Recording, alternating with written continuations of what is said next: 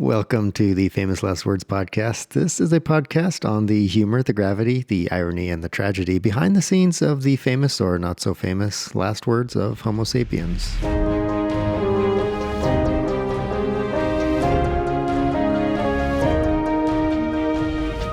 In the opening words of his autobiography, he says of himself, "Three passions, simple but overwhelmingly strong, have governed my life. The longing for love, the search for knowledge, and the unbearable pity for the suffering of mankind." This man has been called one of the greatest minds of the 20th century. He was a British mathematician, philosopher, logician, public intellect, and atheist. Author of the book Why I Am Not a Christian, he is known for his critical views of religion and pushing of ethical subjectivism, and his attempts to fabricate a morality based simply upon individual perspectives and cultural norms, all while trying somehow to keep the values of empathy and compassion intact. This is the man, Bertrand Russell. With that, let's wind up the time machine to the late 1960s.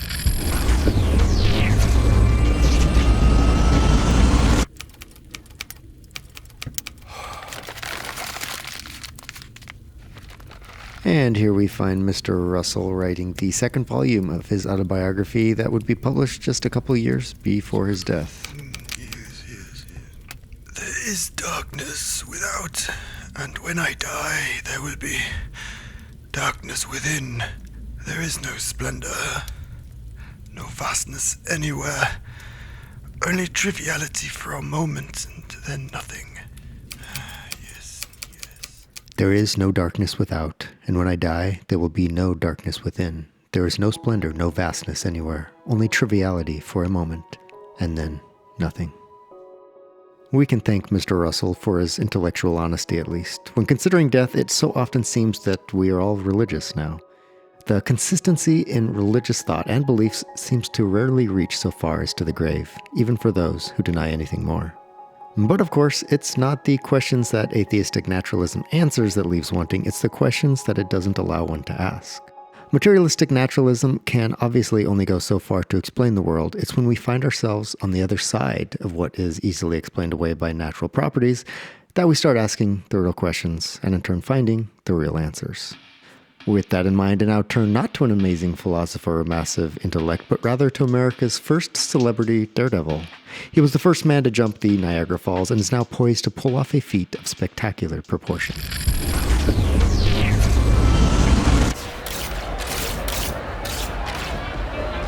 The year is 1829, and 10,000 people have gathered to witness Sam Patch, who is about to make a leap into history. The Genesee Falls have never been jumped. That is, until now. Napoleon was a great man and a great general. He conquered armies and he conquered nations, but he couldn't jump the Genesee Falls. Wellington was a great man and a great soldier.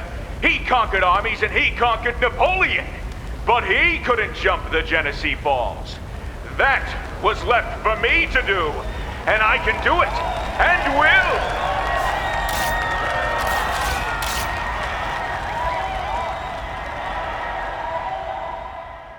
This being a podcast specializing in famous last words and not historic pre-major accomplishment words, I think you can probably figure out how that went. Needless to say, Napoleon, Wellington, and Sam Patch, rest in peace. While many have penned phrases such as "pirates never make a great navy" or "revolutionists are terrible governing parties," and while history would actually often agree with those sentiments, this man not just proves them off, but turns those sayings on their head. He led a fledgling group of rebels in a war against the greatest world empire of its time. Not only that, but upon winning the war, he went on to become their first elected leader as a free nation. This is the man who would be taken out by a common cold, or rather the faulty medical practices used to combat the cold in that day, and as he lay upon his deathbed, in peace, he wrote his final two words before passing from this life, in a beautiful contrast to the bleak words of Bertrand Russell.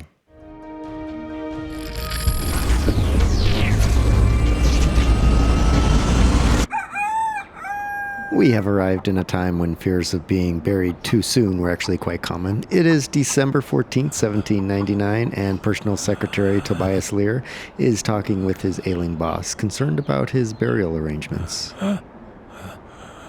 Have me decently buried. And do not let my body be put into the vault in less than 3 days after I am dead. Although Tobias bows affirmatively, his boss persists. Do you understand? Upon finally receiving verbal confirmations that his last wishes would be honored, he spoke his final words. 'Tis well. And this, of course, was the first U.S. president, George Washington.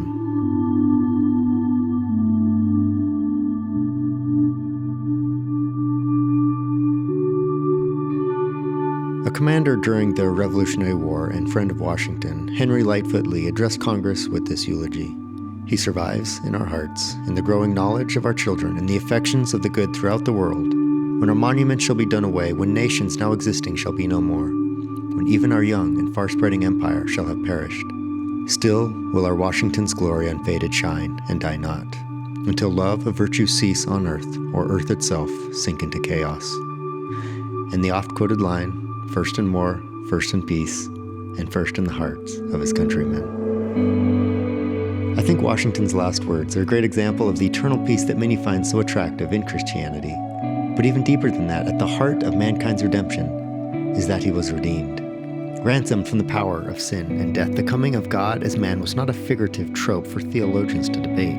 It was the creator of the world, writing himself into the fabric of humanity as the Redeemer, the one promised to save humanity from their sin. But man charged him with blasphemy for claiming to be the very one whom he was. We crucified him on a tree, killing the author of life on a piece of his own creation.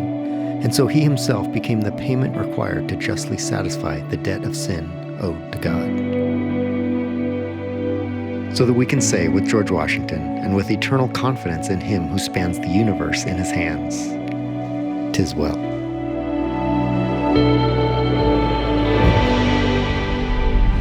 It's not every day you find yourself in the year 1964 as a pastor singing at the top of your lungs, balanced on the edge of a bridge high above a river in the middle of nowhere African jungle with several guns trained on your fast-beating heart.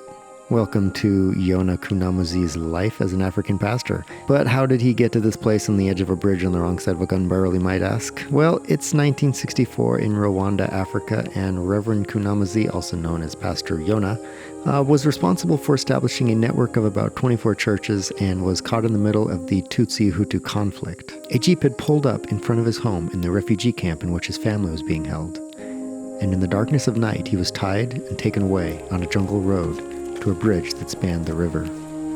Forced out at gunpoint, Pastor Yona willingly walked towards the river, singing as he went.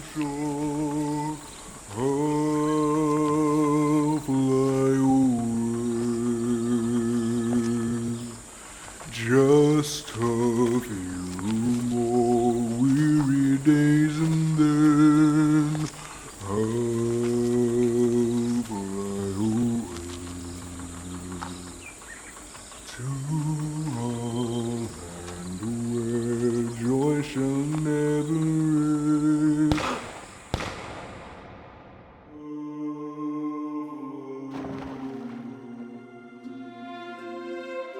His executioners went away shocked that, having prayed for them, Yona walked willingly to his death, singing of a happy land not so far away.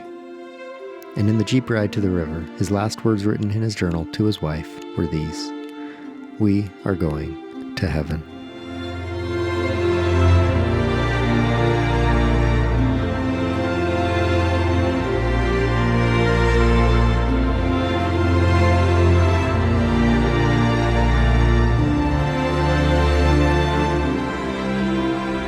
And the disclaimer, so it may come as a surprise, but famous last words aren't often famous or last. Turns out your famous last words are more often defined by the popularity of the sentiment in the latter part of your life than to the finality or sometimes the accuracy thereof. I should also mention that much of the dialogue surrounding all the quotes has been invented based on our best understanding of the circumstances, as we can unfortunately not know all that went on during those times.